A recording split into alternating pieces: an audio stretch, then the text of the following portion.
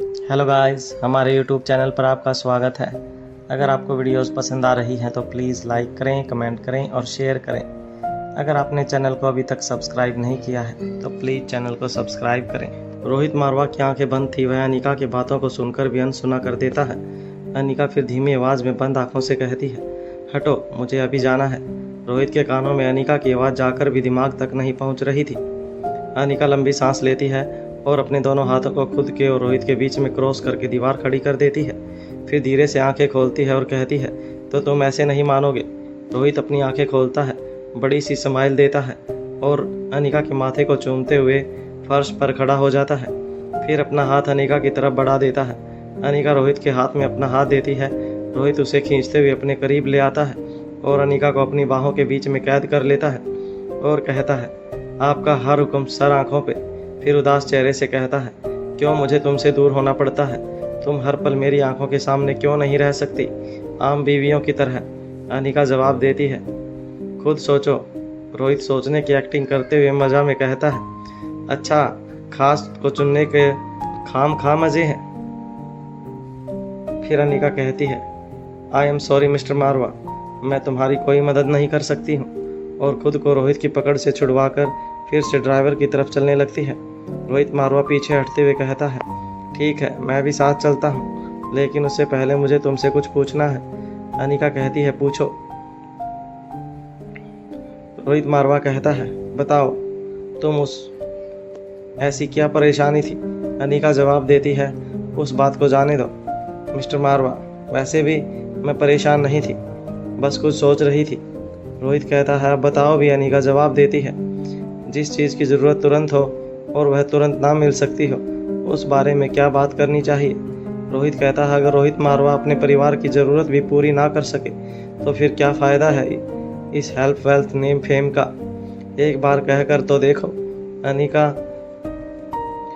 मुझे एक secret underground research lab चाहिए जिसमें मैं बिना किसी को पता चले काम कर सकूं, वह भी यहीं पर। रोहित मारवा कहता है, मतलब मारवा हाउस में? अनिका जवाब में अपनी गर्दन हाँ में हिला देती है। रोहित कहता है, इसमें तो महीनों लगेंगे। अनिका जवाब देती है, वही तो मैं भी सोच रही हूँ। रोहित मारवा जवाब देता है, मुझे कुछ ज़रूरी काम याद आ गया है, तुम गुलेरिया हाउस जाकर जाओ, तब तक मैं अपना काम खत्म करके आता हूँ। अनिका तैयार होकर गुलेरिया हाउस के लिए निकल जाती है। वहीं गुलेरिया हाउस के स्पेशल मेडिकल रूम, जो किसी 5 स्टार होटल से कम नहीं था, उसमें राजलक्ष्मी मयूर गुलेरिया के बेड के साथ में रखी हुई राउंड स्टूल पर बैठकर मयूर गुलेरिया की ड्रेसिंग कर रही थी, यानी कि वह घाव की पट्टी बदल रही थी और अपनी छोटी छोटी आंखों से मयूर गुलेरिया को घूर कर भी देख रही थी। मयूर गुलेरिया बिल्कुल ऐसे खामोश बैठा था जैसे कि शेरनी के आगे मेमना बैठा हो। राजलक्ष्मी जानबूझकर गुस्से से पट्टी को जोर से खींच देती है और दर्द की वजह से मयूर गुलेरिया के मुंह से अचानक निकलती है, आ। राजलक्ष्मी कहती है, दर्द हो रहा है? जब बिना बताए इतने इतने दिनों के लिए घर से गायब हो जाते हो तब दर्द नहीं होता, अब दर्द हो रहा है। मयूर गुलेरिया कुछ नहीं कहता है, सिर्फ अपना चेहरा नीचे करके अपनी कनखियों से राजलक्ष्मी को देखता है। राजलक्ष्मी आगे कहती है, अब कोई इसको देख ले तो क्या कह सकेगा? यह ऐसे ऐसे कारनामे करता है, कहीं ऐसी वैसी जगह नहीं सीधा जाकर अजगर के मुंह में छलांग लगाई थी। मुझे समझ नहीं आता, क्या इस पूरे गुलेरिया खानदान के लोगों ने कसम खाई है कि उनके बच्चे माँ या बाप में से किसी एक के ही साये में पलेंगे, या इस घर में कोई श्राप लगा है? मयूर गुलेरिया मन ही मन सोचता है, कहाँ की बात कहाँ जा रही है, लेकिन कुछ बोलने की हिम्मत नहीं जुटा पाता है। राजलक्ष्मी आगे कहती है, अनिका मैडम माँ और बाप दोनों के बिना बड़ी हुई। आकाश गुलेरिया माँ बाप के होने के बाद भी अपने चाचा जी के प्यार तले पले। पिंकी, जिसे सालों तक अपनी माँ का प्यार नहीं मिला था। श्रेया मैडम का बच्चा पेट में ही बाप के साये से हमेशा के लिए दूर हो गया है। अब क्या हमारे बच्चे के साथ भी तुमने यही करने का सोचा है? क्या खानदान के इसी परंपरा को निभाओगे? अगर ऐसा है तो यह जो इतना बड़ा 5 फुट 8 इंच का बच्चा जो मेरे बेड पर बैठा है, मैं इसे ही पाल लूँ, उतना ही बहुत है। नहीं चाहिए मुझे दूसरा कोई भी। इससे आगे राजलक्ष्मी कुछ भी नहीं कर पाती है। मयूर गुलेरिया ने उसके मुंह पर अपना हाथ रख दिया। मयूर के लिए यह अपनी ज़िंदगी की सबसे बड़ी खुशखबरी थी। माँ बनने का सुख जहाँ किसी औरत को अपने आप में पूरा होने का एहसास दिलाता है, वहीं बाप का सीना दुगना हो जाता है। मयूर गुलेरिया की आंखों के डर की जगह अब चमकने लगी थी और चेहरे पर बड़ी सी मुस्कुराहट भी थी। उसने राजलक्ष्मी का हाथ पकड़ लिया था और बड़ी ही धीमी आवाज में पूछा, क्या सच में राजलक्ष्मी? राजलक्ष्मी के गुस्से ने अब तीखे शब्दों की जगह आंखों के आंसुओं का रूप ले लिया था। उसके आंसू गालों तक लुढ़क आए थे और बिना कुछ बोले उसने मयूर का हाथ अपने पेट पर रख लिया था। इस वक्त मयूर गुलेरिया की खुशी का ठिकाना ना था। अगर मयूर गुलेरिया के बस में होता तो इस वक्त वह राजलक्ष्मी को अपनी गोद में उठाकर गोल गोल घूम लेता, लेकिन वह अभी इस स्थिति में नहीं था। उसने बेड पर बैठे हुए अपने दोनों बाहों को खोल लिया था। राजलक्ष्मी अपनी जगह से उठकर मयूर के पास बैठ गई और उसके कंधे पर अपना सिर रख लिया था। मयूर गुलेरिया के कंधे पर सिर रखते ही राजलक्ष्मी का सारा गुस्सा शांत हो गया था। उसने धीरे से अपने दोनों हाथों से मयूर गुलेरिया को गले लगाकर मयूर गुलेरिया ने राजलक्ष्मी का माथा चूमते हुए कहा, मैं तुमसे और अपने इस नन्हे से बच्चे से वादा करता हूँ, इसे माँ और बाप दोनों का प्यार मिलेगा। इसके सिर पर हमेशा इसकी माँ और बाप दोनों का हाथ रहेगा। हम दोनों मिलकर इसकी परवरिश करेंगे। राजलक्ष्मी कहती है, इस बार जाना तो मुझे बिना बताए कहीं नहीं जाना। अगली बार घर से बाहर जाने लायक नहीं रहोगे। मयूर गुलेरिया राजलक्ष्मी के मीठे धमकी सुनकर हंस पड़ता है और अपनी बाहों को कस लेता है। फिर कहता है, तुमने यह बात मुझे पहले क्यों नहीं बताई? राजलक्ष्मी मयूर को घूरते हुए कहती है, गलती हो गई मुझसे। मुझे फ़ोन डायरेक्टरी से असगर का फ़ोन नंबर ढूंढना चाहिए था और उसे फ़ोन करके बताना चाहिए था कि जब मेरे पति वहां पहुंचे तो सबसे पहले उन्हें मेरी तरफ से यह खुशखबरी दे देना। इससे पहले कि यह मीठी नोक झोंक और आगे बढ़ती, अनिका गुलेरिया वहां पहुंच जाती है। गुलेरिया हाउस पहुंचकर अनिका सीधा मयूर गुलेरिया के रूम में चली जाती है। अनिका को देखते ही राजलक्ष्मी कहती है, आप दोनों बैठकर बातें कीजिए, मैं बस थोड़ी देर में आती हूँ। ऐसा कहकर वह रूम से बाहर चली जाती है। अनिका मयूर गुलेरिया से हालचाल लेने के बाद पूछती है, उस दिन तुमने मुझे पहचाना कैसे? मयूर गुलेरिया जवाब देता है, अपनी बहन का स्पर्श और उसकी आंखों में दिखने वाली परवाह किसी भी भाई से कैसे छुप सकती है, और जिसका इंतजार हो वह किसी भी रूप में सामने आ जाए, पहचान में आ ही जाता है। मयूर गुलेरिया एक पल रोककर आगे पूछता है, क्या तुमने मनों की आंखों में धूल झोंकने के लिए अपना रूप बदला था? अनिका ने कहा, हाँ, मैंने अभी तक यह बात राजलक्ष्मी को नहीं बताई है और मुझे उम्मीद है तुमने भी नहीं बताई होगी। मैं नहीं चाहती कि उसकी जान के लिए किसी भी तरह का कोई भी खतरा खड़ा हो।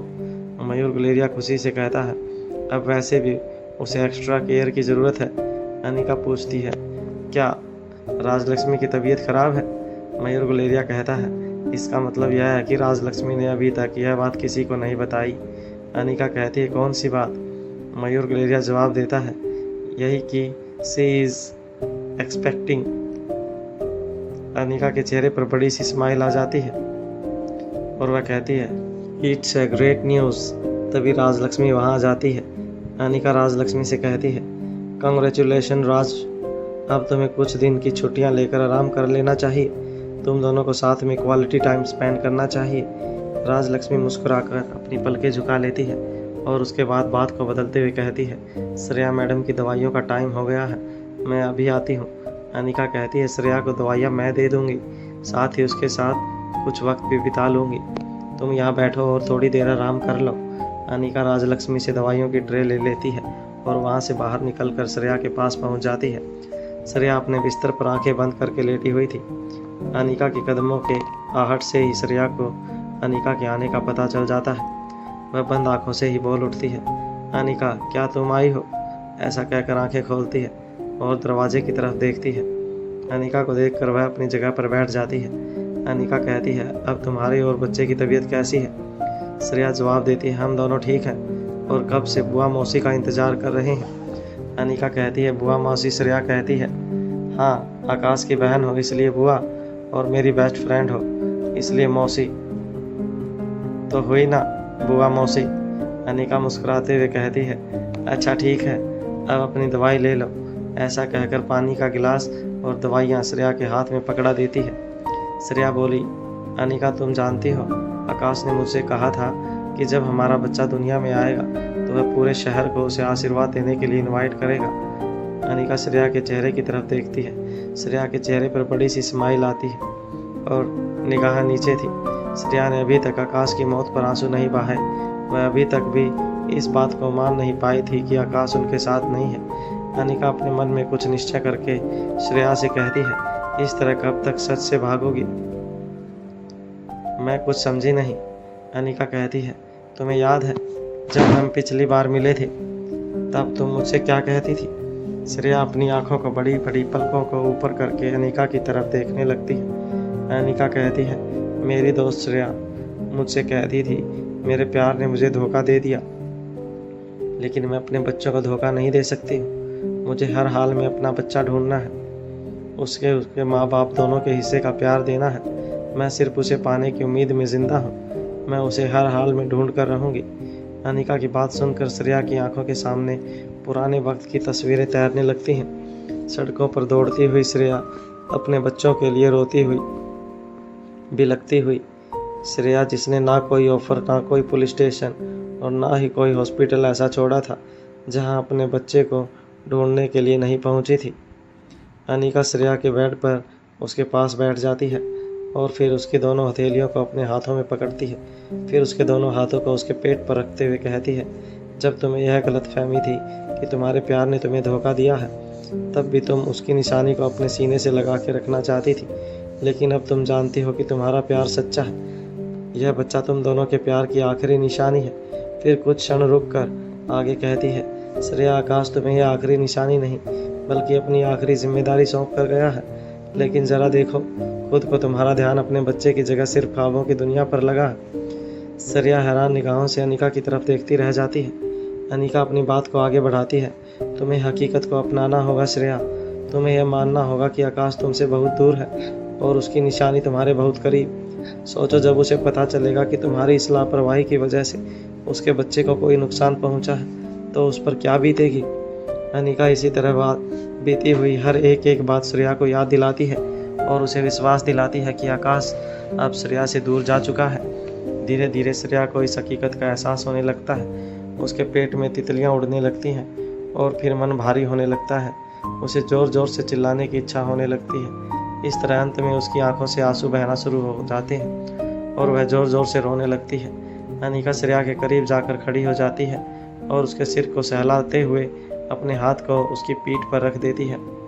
धीरे धीरे श्रेया का रोना और रोने की आवाज़ बढ़ती जाती है और वह अपने आसपास खड़ी अनिका को कसकर गले लगा लेती है। श्रेया के रोने की आवाज़ सुनकर राजलक्ष्मी, नंदिनी,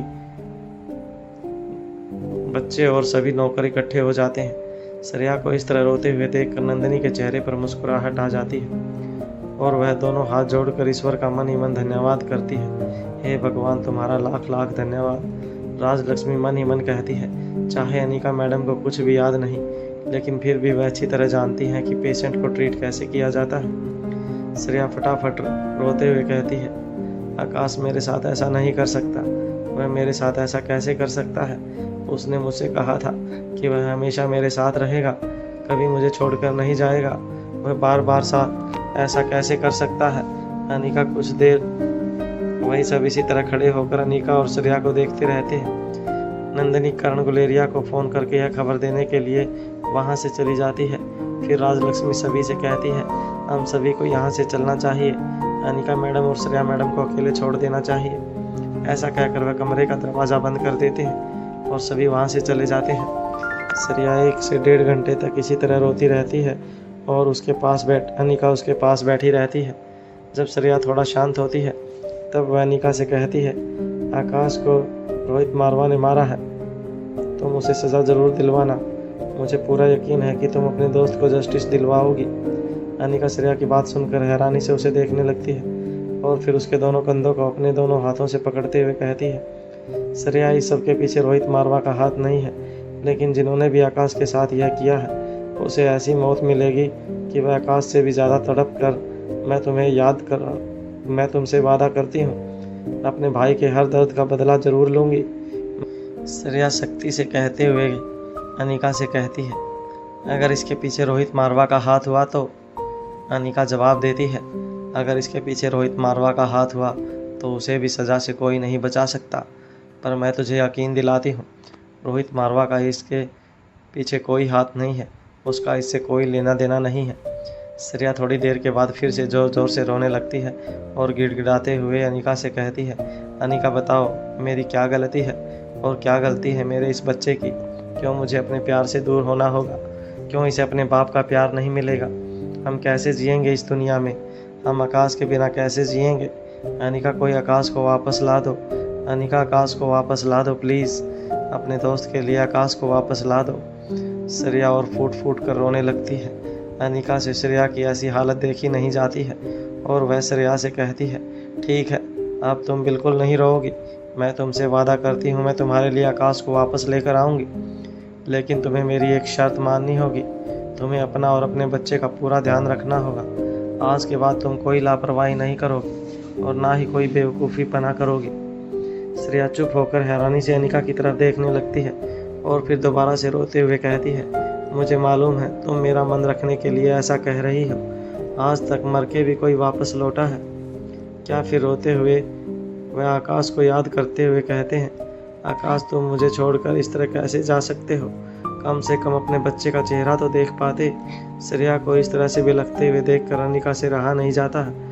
वह अपनी दोनों बाहों के बीच में श्रेया को कसकर पकड़ लेती है और अनिका की आंखों से आंसू टपकने लगते हैं। काफ़ी रात हो चुकी थी। अनिका को वापस लौटना था, लेकिन श्रेया की ऐसी हालत देखकर उसे वहीं रुक जाना ठीक लगा और फिर वह मिस्टर मारवा को कॉल करके बता देती है कि आज वह गुलेरिया हाउस ही रुकेगी। अगली सुबह अनिका मारवा हाउस लौटकर सीधा सीक्रेट अंडरग्राउंड में चली जाती है। प्रीति और कौटिल ने ग्लव्स पहने हुए थे। प्रीति एक छोटी सी मेटल चिप को दिखाते हुए अनिका से कहती है, उस औरत के गर्दन के बैक साइड से यह मिला था, लेकिन यह पूरी नहीं है, यह डिस्ट्रॉय हो गई है। बिल्कुल ऐसे ही डिवाइस शालिनी की गर्दन की बैक साइड से मिली है, जिसे डिस्ट्रॉय होने से पहले ही बाहर निकाल लिया गया है।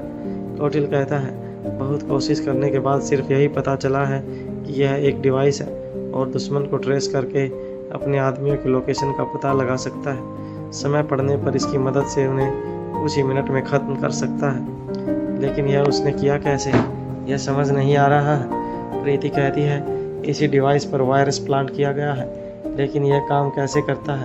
हम बहुत कोशिश करने पर भी इसकी जड़ तक नहीं पहुंच पाए हैं। इसके बाद प्रीति ने उस औरत के ब्लड सैंपल की रिपोर्ट अनिका को दिखाई। सभी घटनाएं क्रमबद्ध तरीके से अनिका को बता दी गई थी। अनिका ग्लव्स पहनते हुए सभी रिपोर्ट को ध्यान से पढ़ती है और फिर सभी चीज़ों को लेकर उसे ध्यान से देखने लगती है। इससे पहले कि अनिका उन पर कोई जांच काज शुरू करती, कुछ सोच कर रुक जाती है और प्रीति की तरफ देखते हुए कहती है, क्या उनसे कोई इन्फॉर्मेशन मिली? प्रीति जवाब देती है, इतना आपको बताया था, उसके बाद कोई और इन्फॉर्मेशन नहीं मिली है, लेकिन उस इन्फॉर्मेशन का तोहफा आज शाम तक यहाँ पहुँच जाएगा। अनिका जवाब देती है, कोई बात नहीं, बाकी की इन्फॉर्मेशन वह मुझे दे देंगे। ऐसा कहकर अनिका अपने काम पर लग जाती है और करीब 3 से 4 घंटे काम करने के बाद किसी नतीजे पर पहुँचती है। वह प्रीति और कौटिल को चिप दिखाते हुए कहती है, देखो इस चिप पर जो डॉट है वह वायरस है, जिन्हें बहुत बारीकी से लेयर कवर किया गया है। कौटिल कुछ समझ नहीं पाता। तब अनिका कौटिल से कहती है, जैसे तुम्हारे क्रिएट किए हुए कुछ मेल कोड्स तब वॉकिंग होते हैं जब वह किसी ठीक सॉफ्टवेयर के कांटेक्ट में आते हैं, ठीक उसी तरीके से मानव को प्रभावित करने वाले वायरस प्रोटीन लेयर में तब तक डीएक्टिवेट रहते हैं जब तक उन्हें कोई हेल्दी बॉडी ना मिल जाए। और दुश्मन ने इसे प्रोटीन लेयर के ऊपर एक और लेयर क्रिएट की है जिसे एक्सरे के द्वारा जोड़ा जा सकता है, यानी डिकोड किया जा सकता है। अनिका प्रीति की तरफ देखते हुए कहती है, और आगे की कहानी तुम्हें समझ आ ही गई होगी कि प्रीति कहती है, इसलिए जब मैंने उसे एक्सरे मशीन में डाला तो कुछ ही समय बाद उसकी बॉडी में वायरस एक्टिवेट हो गया और उसकी डेथ हो गई। इसे वायरस ने जो केमिकल क्रिएट किया उसकी केमिकल से यह छोटी सी चिप ब्लड में ही घुलने लगती थी। अनिका कहती है, बिल्कुल सही प्रीति कहती है, मुझे आपसे सिक्योरिटी को लेकर कुछ बातें डिस्कस करनी है। अनिका कहती है, अभी बहुत काम बाकी है, तुम लोगों को अपनी सेहत का ध्यान रखना चाहिए। चलो खाना खाते खाते डिस्कस करते हैं। इसके बाद सभी लंच के लिए मारवा हाउस 2 में डाइनिंग टेबल की तरफ चले जाते हैं। तभी तेज कदमों से भूमिका मारवा हाउस में एंट्री करती है। वह आवाज़ लगाते हुए कहती है, अनिका तुम कहाँ हो? मुझे तुमसे ज़रूरी बात करनी है। भाभी आई वाना टॉक टू यू। भूमिका की आवाज़ सुनकर सभी एंट्रेंस की तरफ देखने लगते हैं, लेकिन भूमिका की निगाह सिर्फ अनिका पर पड़ती है वह अनिका के पास आती है और अनिका के स्केच को अनिका के हाथ में रखते हुए कहती है, मुझे यह जानना है कि तुम्हारे कहने पर यह मेल कोड्स किसने क्रिएट किए थे। अनिका बिना कोई जवाब दिए हल्के से मुस्कुरा देती है। भूमिका फिर कहती है, देखो अनिका, मैं तुमसे जो पूछ रही हूँ मुझे उसका जवाब अभी चाहिए। प्लीज़ बताओ ना, यह किसने किया। अनिका जवाब देती है, जो तुम सोच रही हो वही सही है। भूमिका कहती है, मैं कुछ नहीं सोच रही हूँ। अनिका जवाब देती है, ठीक है, तो मत कुछ सोचो, मत कुछ पूछो, आओ बैठकर हमारे साथ लंच करो। कुछ लक्षणों के लिए भूमिका चुप रहती है, फिर कहती है, तुम्हारे कहने का मतलब है कि इसे तैयार करने वाला और कोई नहीं बल्कि भूमिका कहते कहते चुप रह जाती है। अनिका अपने हाथ की हथेली से इशारा करते हुए कहती है, बिल्कुल सही, वही है। अनिका ने जिस दिशा में इशारा किया था भूमिका उसी तरफ देखने लगती है। Boot, coat, pant, tie, gentleman type, well set hair और well maintain body, all over कहा जाए तो डांसिंग पर्सनैलिटी में एक यंग मैन खड़ा था। भूमिका के लिए चेहरा काफ़ी जाना पहचाना था, लेकिन स्टाइल के साथ पहचानने में उसे कुछ सेकंड लगे थे। उसके बाद वह अनिका की तरफ हल्की नाराज़गी से देखने लगती है, मानो कह रही हो, तुम्हें इसके अलावा और कोई नहीं मिला। अनिका ने भूमिका के मन की बात को भांपते हुए कहा, वह तुम्हें बिल्कुल परेशान नहीं करेगा। Nothing to worry, now he is a totally change man, he is very serious about his work. चिंता की बात नहीं है, वह बिल्कुल बदल गया है, वह अपने काम को लेकर बहुत गंभीर है। भूमिका अनिका की तरफ देखते हुए धीमी आवाज़ में कहती है, मुझे इस कौटिल्य के साथ काम नहीं करना। इससे पहले कि अनिका कुछ कहती, कौटिल्य ने भूमिका से कहा, hello Bhumi, how are you, nice to meet you. Bhumika ने जैसे ही कौटिल्य की तरफ देखा उसकी आंखें कॉन्फिडेंस और शांति थी। भूमिका ने बिना कुछ कहे अपना हाथ आगे बढ़ा दिया और सभी साथ में लंच के लिए बैठ गए थे। कुछ देर के बाद अनिका अपनी जगह से उठी और कहीं, प्रीति की मुझसे कुछ ज़रूरी बात डिस्कस करनी है, तुम दोनों बैठकर बातें करते रहो और अपना लंच फिनिश करो, तब तक हम भी आते हैं। ऐसा कहकर वे दोनों भूमि और कौटिल्य को साथ छोड़कर वहाँ से चली जाती है। प्रीति कहती है, अनिका दी, फीमेल सिक्योरिटी गार्ड्स के लिए हम किसी पर भी भरोसा नहीं कर सकते हैं, इसलिए मैंने अकादमी के बेस्ट 15 फीमेल फाइटर्स को ही फीमेल सिक्योरिटी के तौर पर अपॉइंट किया है। लेकिन मेरी समस्या कुछ और है। अनिका प्रीति की तरफ देखती है। प्रीति अपनी बात को आगे बढ़ाते हुए कहती है, दरअसल हमें पिछले कई सालों से सर्वेंट रिकॉर्ड चेक करने होंगे। जो भी लोग हमारे यहाँ सर्विस दे रहे हैं उनमें से कोई भी उनका प्लांट किया हुआ साथी हो सकता है और इतने लंबे समय में वह सबका भरोसेमंद भी होगा, इसलिए हमें उनके भरोसेमंद लोगों से दुश्मन की आंखों को ढूंढ कर निकलना है।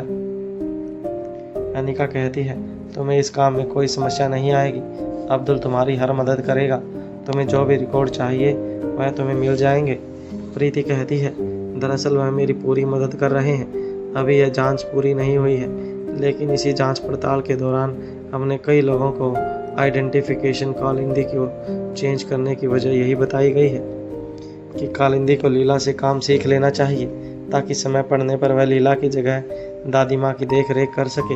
और इसलिए बच्चों के लिए न्यू केयर टेकर अपॉइंट नहीं किया जा सकता है, क्योंकि कल उनके चाहने वाले ढूंढते हुए यहाँ तक आने वाले हैं, या फिर हमें इन्हें कहीं और शिफ्ट करना होगा। प्रीति कहती है, नहीं मैडम, ऐसी ज़रूरत नहीं पड़ेगी, अब इन्हें ड्रेस नहीं किया जा सकता, हम उनके स्वागत के लिए पूरी तरह से तैयार हैं। अनिका पूछती है, तुम्हें किसी तरह का कोई डाउट तो नहीं है?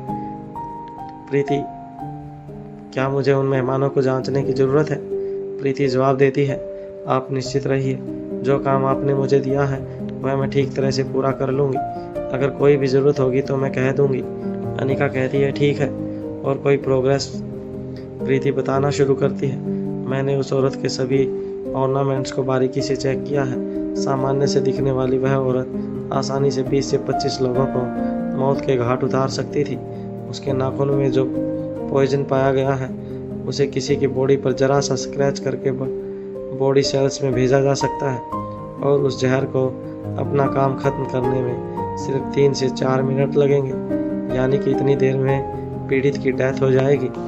उसके हाथों से पहने हुए मोटे गोल कड़ों को देखने वाले छोटे छोटे डॉट्स कोई डिज़ाइन नहीं थे, दरअसल वह छोटी छोटी पिन्स थी जिस पर दुनिया के सबसे जहरीले सांपों और फिर योगा सन्ना का जहर पाया गया है। उसकी ड्रेस पर की गई कढ़ाई जिस वायर से की गई थी उसे सिर्फ एक झटके से बहुत ही आसानी से कपड़े से डिच किया जा सकता है, और यह कोई मामूली वायर नहीं है। इस तरह के वायर को क्रिमिनल सामने वाले को गला घोंटकर मारने के लिए इस्तेमाल करते हैं। इतना ही नहीं, सामान्य रूप से देखने पर यह बिल्कुल नहीं कहा जा सकता था कि उन्होंने किसी तरह के गहने पहने हुए हैं, लेकिन जब मैंने उनके फिंगरप्रिंट लेने की कोशिश की तब यह पता चला कि यह एक बहुत ही मजबूत रबड़ की लेयर से बने हुए थे, जो दिखने पर इतने ट्रांसपेरेंट थे कि ग्लव्स की मौजूदगी का पता ही ना चले। इनका इस्तेमाल दो चीज़ों के लिए किया जाना संभव है। पहला, कहीं पर भी उनके फिंगरप्रिंट सबूत के तौर पर नहीं छूटेंगे, और दूसरा, वह जितने भी जहरीली चीज़ों को एक दूसरे पर इस्तेमाल करें उस जहर से खुद प्रभावित होने से बच सकेंगे। बाकी इन्फॉर्मेशन देते हुए प्रीति ने कहा, सिर्फ दूसरों को नहीं बल्कि खुद को भी एक पल में कैसे ख़त्म करना है इसका भी पूरा इंतजाम किया हुआ था। उस औरत के नाक में पहना हुआ मोती सिर्फ एक मोती भर नहीं था, बल्कि कांच की बारीक लेयर में बना पॉइजन था जिसे मरकरी से बनाया गया था। इस कांच की लेयर को बहुत आसानी से तोड़ना संभव है, और उसके टूटते ही वह जैसे ही सांस के साथ अंदर जाएगा वह सीधा दिमाग में जाकर ब्रेन हैमरेज करेगा, और नोस्ट्रल से ब्लड आने के साथ साथ इंसान की मौत भी हो जाएगी। इस तरह एकाएक करके प्रीति सभी डिटेल्स अनीका को दे देती है। सारी बातों को सुनने के बाद अनीका कहती है, तुमने उनके शरीर पर मौजूद सभी ऑर्नामेंट्स को अच्छे से चेक कर लिया है ना? Good work. लेकिन क्या तुमने उसके बालों को चेक किया? प्रीति आश्चर्य से अनीका की तरफ देखने लगती है। अनीका कहती है, एक बार उन्हें भी चेक कर लेना, कुछ ना कुछ जरूर मिलेगा। जहाँ एक तरफ अनीका और प्रीति दुश्मन की हर एक चाल को नाकामयाब करने की तैयारी में लगे थे, वहीं दुश्मन एक ऐसी बेहतरीन चाल चलना चाहता था जिसका अंदाज़ा भी ना हो और ना ही उसे कोई तोड़ सके। युवराज अपने आदमी बाबूराव से कहता है, कल की सभी तैयारियां हो चुकी हैं, अगर कोई चूक रही हो तो भगवान से मिलने के लिए तैयार रहना। बाबूराव जवाब देता है, भैया जी कोई चूक नहीं होगी, कालिंदी से बात हो गई है, उसे सभी कुछ समझा दिया गया है और हमने अपनी तरफ से बाकी की सभी तैयारियां पूरी कर ली हैं। फिर एक फाइल देते हुए कहता है, भैया जी कल की मीटिंग के लिए प्रपोजल तैयार है, एक बार इसे भी देख लीजिए। भूमिका और कौटिल्य अपना लंच पूरा कर चुके थे। तभी अनीका और प्रीति भी वहां पहुंचते हैं। तभी कालिंदी वहां आती है और हाथ जोड़कर प्रार्थना करते हुए अनीका से कहती है, मैडम जी मुझे बच्चों की देख रेख करते हुए काफ़ी दिन हो गए हैं। छोटा मुँह और बड़ी बात, बच्चों से अलग ही अपनापन और लगाव हो गया है। आपसे एक विनती है कि कल छुट्टी का दिन है, कम से कम मुझे एक आखिरी दिन कल भर के लिए बच्चों के केयर टेकर रहने दीजिए। मैं बच्चों के साथ इस दिन को अच्छे से बिताना चाहती हूँ। इसके बाद जैसे आपकी इच्छा मैं वैसा ही करूँगी। कालिंदी की इस हरकत पर प्रीति को शक और भी गहरा होता जाता है। प्रीति और अनीका की आंखों में आके एक दूसरे से कुछ कह देते हैं। फिर अनीका कालिंदी से कहती है, कालिंदी इसमें हाथ जोड़ने या प्रार्थना करने जैसा कुछ नहीं है। तुम बच्चों के साथ कल का दिन बिताना चाहती हो तो मुझे कोई ऐतराज़ नहीं है। कालिंदी कहती है, थैंक यू मैडम जी। उसके बाद कालिंदी वहाँ से चली जाती है और मन ही मन सोचती है, जान बची तो लाखों पाए। अगर कल मुझे योगराज भैया ने यहाँ नहीं देखा तो कल का ही दिन मेरी शहादत का दिन होगा। अब जिंदा रहूँगी तब खुशियाँ मनाऊँगी, अगर मर गई तो फिर कैसे आज़ादी। कौटिल्य प्रीति से कहता है, मेरे लायक कोई काम है या मुझे अब चलना चाहिए? प्रीति कहती है, फिलहाल तो मैं मैनेज कर लूँगी, अगर तुम कहीं जाना चाहते हो तो जा सकते हो। कौटिल्य सबको सी यू लेटर कहकर वहाँ से निकल जाता है। रात हो चुकी थी। रोहित बेसब्री से अनीका का बेडरूम में इंतजार कर रहा था। जैसे ही अनीका अपने बेडरूम में लौटती है, रोहित अनीका से कहता है, यह सब करने की क्या ज़रूरत है? तुम चाहो तो उन्हें एक पल में ख़त्म कर सकती हो। अनीका जवाब देती है, यह पहला दुश्मन नहीं है जिसे पावर ड्रग चाहिए। अगर इस तरह से हम सबको ख़त्म करने निकलेंगे तो धीरे धीरे पूरी दुनिया ख़त्म हो जाएगी। इसलिए इस बार कुछ ऐसा करना है कि मौत सिर्फ उस दुश्मन की हो जिसे अमर होना है, बाकी सब अपनी ज़िंदगी को खुशी खुशी जी सके। उन्होंने ब्रेन वॉश करके लोगों की फ़ौज खड़ी की है और इसका बेहतरीन दौर मेरे पास है, बस देखते जाओ आगे आगे क्या होता है। रोहित कहता है, ठीक है, उन्हें हम बाद में देख लेंगे, पहले एक दूसरे को देख लेते हैं। ऐसा कहकर अनीका को अपनी बाहों में उठा लेता है और बाथरूम की तरफ जाने लगता है। अनिका अपना बैलेंस बनाए रखने के लिए अपनी दोनों बाहें रोहित के गर्दन में डाल देती है और कहती है, मुझे समझ नहीं आता कोई हमेशा एक ही मूड में कैसे रह सकता है। रोहित जवाब देता है, जिसकी वाइफ तुम्हारे जैसी हो वह रह सकता है। अनिका अपने सर पर अपना एक हाथ मार लेती है और रोहित मुस्कुराते हुए कहता है, are you ready for your surprise. Anika अपनी बड़ी बड़ी आंखें बहुत सारी हैरानी लेकर देखते हुए कहती है, सरप्राइज, और वो भी यहाँ बाथरूम में? किसी मिडिल क्लास फैमिली के बेडरूम से भी बड़ा और लग्जरियस था उनका बाथरूम। जैसे ही अनिका की निगाह बाथ टब पर पड़ती है, उसमें भरा हुआ पानी और पानी के ऊपर बिखरी हुई गुलाब की पंखुड़ियाँ, उसके चारों तरफ जलती हुई कैंडल्स इतना खूबसूरत एहसास छोड़ रही थी कि कोई भी देखकर उसकी तरफ खींचा चला जाए। पर अनिका को इम्प्रेस करना इतना आसान नहीं था। रोहित मारवा की डांसिंग पर्सनालिटी तो किसी भी आउटफिट में उसे स्मार्ट लुक देती थी। 6 फीट 2 इंच की हाइट पर मजबूत मसल्स जो कभी भी अनिका को कोमलता का एहसास दिलाना नहीं भूलती थी। रोहित मारवा की आंखें, जिसमें अनिका के लिए बेहिसाब परवाह और बेइंतहा प्यार, पूरी दुनिया को रोहित के दिल का हाल बयान कर देती थी। इस वक्त इनफॉर्मल वे में भी रोहित किसी राजकुमार से कम नहीं लग रहा था।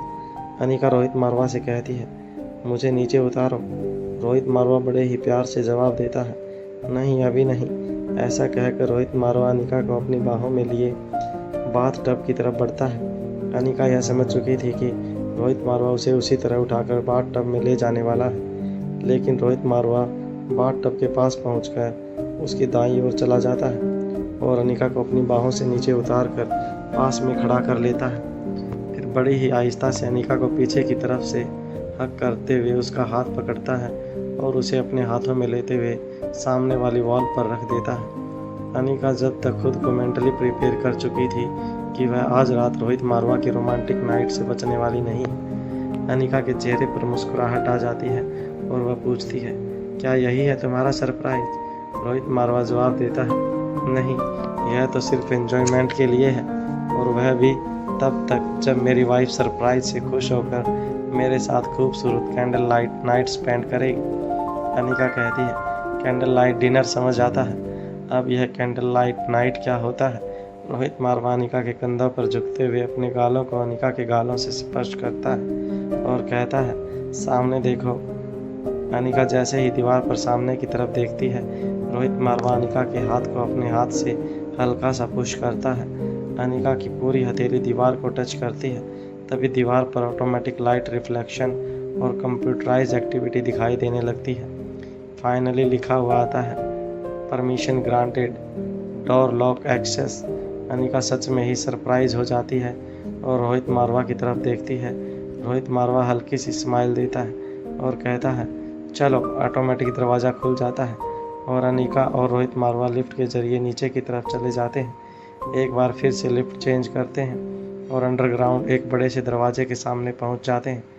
रोहित मारवा कुछ कोड के अनिका को देता है और एक्सेस करने के लिए इशारा करता है। अनिका डोर को ओपन करती है और रोहित मारवा के साथ अंदर चली जाती है। फिर चारों तरफ देखने लगती है। रोहित मारवा कहता है, यह है तुम्हारा सरप्राइज, मेरी बीवी की underground secret research lab. Anika पूछती है, इतनी जल्दी, लेकिन कैसे? रोहित मारवा जवाब देता है, यह सवाल बाद में, पहले अच्छी तरह से चेक कर लो। तुम्हारी ज़रूरत की सभी चीज़ें यहाँ मौजूद हैं या कुछ और इंतज़ाम बाकी है? यह एक काफ़ी बड़ी जगह थी। किसी भी मॉडर्न संस्थान द्वारा बनाई जाने वाली बड़ी बड़ी रिसर्च लैब को यह टक्कर देती थी। सब कुछ मॉडर्न और ऑटोमेटिक था। तभी अनिका की निगाह वहाँ खड़ी एक स्टैचू पर पड़ती है। अनिका उसे देखने लगती है। तभी उसमें से आवाज़ आती है, hello madam, how can I help you? Rohit Marwa Anika के कंधे पर हाथ रखते हुए कहता है, अब तुम्हें सीक्रेट लैब चाहिए तो असिस्टेंट भी सीक्रेट होनी चाहिए। अनिका रोहित मारवा की तरफ देखती है और रोहित मारवा अपनी बात को आगे बढ़ाते हुए कहता है, यहाँ पर साफ सफाई करने से लेकर तुम्हें असिस्ट करने तक के लिए रोबोट हैं। फिर अपनी बात को आगे बढ़ाते हुए रोहित मारवा कहता है, और इन सभी चीज़ों से भी ज़रूरी बात, इस लैब के 3 ईजी एग्जिट हैं। एक जहाँ से हम आए हैं, दूसरा मारवा हाउस के इस एरिया में एक वॉल पर मारवा हाउस के नक्शे पर पॉइंट आउट करते हुए कहता है। अनिका कहती है, और तीसरा रोहित मारवा जवाब देता है, पूरे मारवा हाउस से करीब 1.5 किलोमीटर दूर। यहाँ नक्शे पर पॉइंट आउट कर देता है। मार्केट के बीचों बीच बने हुए इस घर के अंदर अनिका रोहित मारवा की इस सरप्राइज से बहुत ही इम्प्रेस होती है। वह रोहित मारवा की तरफ मुड़ती है और अपनी दोनों बाहें रोहित के गले में डाल देती है और कहती है, I like it. Rohit Marwa Anika को अपनी बाहों में कसते हुए कहता है, बस आई लाइक इट। अनिका मुस्कुराती है और अपनी बाहों को और कसते हुए अपनी आंखें बंद कर लेती है। कुछ देर यही रहने के बाद रोहित मारवा कहता है, तुम जब चाहो तब से अपना काम शुरू कर सकती हो। वैसे मैंने यह तुम्हें हमारी एनिवर्सरी पर गिफ्ट करने के लिए तैयार करवाई थी, ताकि तुम्हारे बिजी शेड्यूल में से कुछ मैं अपने लिए चुरा सकूं। अनिका पीछे हटती है और रोहित मारवा की आंखों में आंखें डालकर कहती है, ठीक है, तो मैं इसे एनिवर्सरी ही मान लेती हूँ। अब चलो, हमारी एनिवर्सरी की कैंडल लाइट नाइट भी बाकी है। फिर रोहित मारवा का हाथ पकड़कर वापस लाने लगती है। रोहित मारवा के चेहरे पर अनिका की खुशी देखकर बड़ी सी स्माइल आ जाती है और वह किसी छोटे बच्चे की तरह अनिका के पीछे पीछे चलने लगता है। आज की सुबह मारवा हाउस में खास चहल पहल लेकर आई हुई थी। वैसे तो आने जाने वालों का तांता मारवा हाउस में हमेशा ही लगा रहता था, लेकिन आज दुश्मन ही मेहमान बनकर आने वाले थे। आज छुट्टी का दिन था और रोहित मारवा रूटीन वर्कआउट ख़त्म करके मारवा हाउस 2 में ब्रेकफास्ट टेबल पर लौट आया था। कालिंदी सुबह से ही कामों में जुटी हुई थी। अपने हाथ पैरों के साथ साथ उसकी निगाह भी चारों तरफ दौड़ रही थी, लेकिन प्रीति और अब्दुल अपना पूरा काम एक रात पहले ही निपटा चुके थे। उन्होंने कहीं पर भी कोई लो फॉल्ट नहीं छोड़ा था। अब इंतज़ार था तो सिर्फ यह देखने का कि वह खास मेहमान यहाँ आकर क्या करने वाले हैं। इन दोनों के साथ साथ होटल भी पहले से ही सीक्रेट अंडरग्राउंड में अपने लैपटॉप और सभी चीज़ों के साथ तैयार बैठा था। वैसे तो मारवा कंपनी के पास बेस्ट सॉफ्टवेयर इंजीनियर था। अनिका खुद एक बेहतरीन कंप्यूटर हैकर थी। उसके बावजूद अनिका ने दुश्मनों से लोहा लेने के लिए कोटिल को ही मदद से कोटिल विश्व की बेस्ट सॉफ्टवेयर कंपनी खड़ी की थी। इसीलिए वह हर हाल में अनिका और रोहित के लिए कोई भी काम करने के लिए तैयार थी। दूसरा, अनिका चाहती थी कि भूमिका जो एक बेस्ट पुलिस ऑफिसर थी, वह कोटिल को लाइफ पार्टनर बनाकर और भी मजबूत बन सके। साथ ही कोटिल भूमिका के लिए बेस्ट चॉइस में से एक था। इसलिए अनिका ने अच्छी तरह सोच समझकर यह प्लान किया कि अगर दोनों साथ में काम करेंगे तो एक दूसरे के करीब आने के अवसर बढ़ेंगे।